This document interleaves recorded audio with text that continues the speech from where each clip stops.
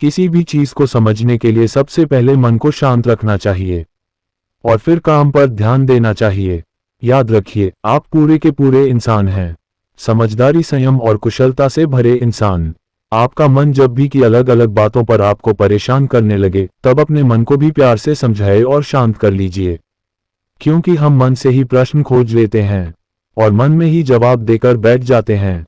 भगवान कृष्ण ने मन को शांत रखने के लिए दो चीजें बोली हैं।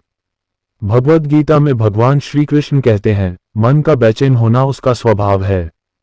हमारे मन को लगता है कि अगर वह अलग अलग बातों के बारे में सोचता रहेगा तो हमें आने वाली हर मुश्किल और मुसीबत से बचा लेगा, पर ऐसा होता नहीं है। हम अपने जीवन का काफी अधिक समय सोच विचार करके परेशान होने में निकाल देते हैं। भगवान श्री कृष्ण कहते हैं कि मन का ये स्वभाव बदलना मुश्किल जरूर है, असंभव नहीं। अच्छा, अब आप एक बात बताएं, क्या आप कोई को कह सकते हैं कि वो कांव कांव की आवाज ना करे?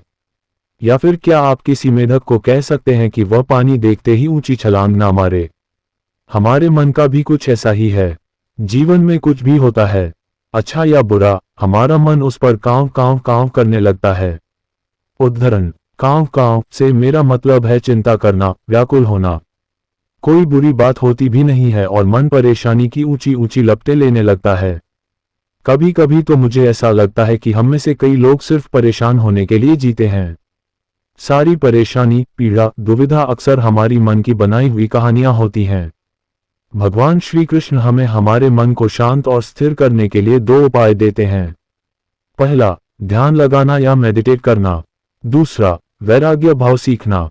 अब ध्यान या मेडिटेशन शब्द सुनते ही आप में से कई लोग कहेंगे कि आप आंख बंद कर सांसें अंदर बाहर नहीं ले सकते। यहां हम सब गलती कर बैठते हैं। मेडिटेशन या ध्यान का मतलब सिर्फ आंख बंद कर बैठना नहीं होता। मेडिटेशन का मतलब होता है अपना पूरा ध्यान किसी चीज पर लगाना और उसे हटने नहीं देना। अगर आप रोटी बना रहे हैं तो सिर्फ उस बात पर ध्यान दीजिए। अगर आप पिक्चर देख रहे हैं तो अपना पूरा ध्यान पिक्चर पर लगाएं। यह मत सोचिए कि पिक्चर देखकर आप अपना कितना वक्त बर्बाद कर रहे हैं। जब आप जीवन के हर छोटे बड़े काम को पूरे ध्यान से करते हैं तो आपका जीवन ही एक मेडिटेशन बन जाता है। ऐसे जीवन में शांति, स्थिरता, साहस और सफलता का होना अनिवार्य है। दूसरा उपाय, वैराग्य का अर्थ यह नहीं कि आप सब कुछ छोड़कर जंगल में जाकर बैठ जाएं।